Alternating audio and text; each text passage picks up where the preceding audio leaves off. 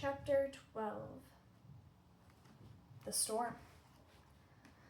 Roz felt safe up on the mountaintop, so she spent the next few days and nights perched on the peak. But everything changed one afternoon when a low flying cloud crept up the mountain, and Roz found herself surrounded by white. When the world faded back into view, she noticed more clouds floating south past the island. Then she heard a deep rumble behind her. The robot turned her head around and saw that the sky was filled with a swirling wall of darkness.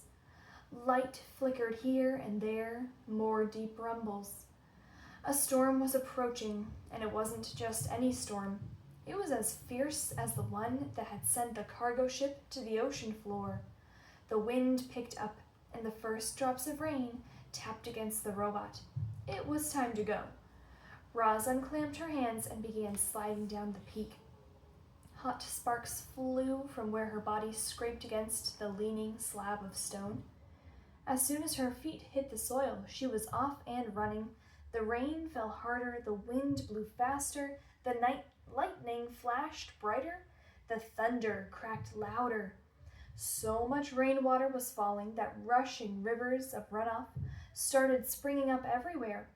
Roz splashed down the mountain, searching through the gloom for any kind of shelter. But she should have watched where she was going. Her heavy feet slipped and tripped, and she tumbled right into a mudslide. Our robot was helpless. The river of mud whisked her downhill, slamming her into rocks and dragging her through bushes and sweeping her straight toward a cliff. Mud was pouring off the cliff like a waterfall. Roz frantically clawed at the ground, grasping for anything she could hold on to, but the flow only carried her faster toward the edge. And just as she was about to plunge over the side, she came to a hard, sudden stop. Mud surged around her, spraying into her face and pinning her against something solid. She blindly felt with her hand and recognized the thick roots and trunk of a pine tree. In an instant, she was pulling herself up into the branches.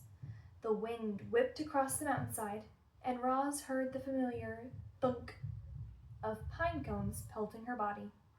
But she didn't mind them. She was just happy to be safe from the mud flow.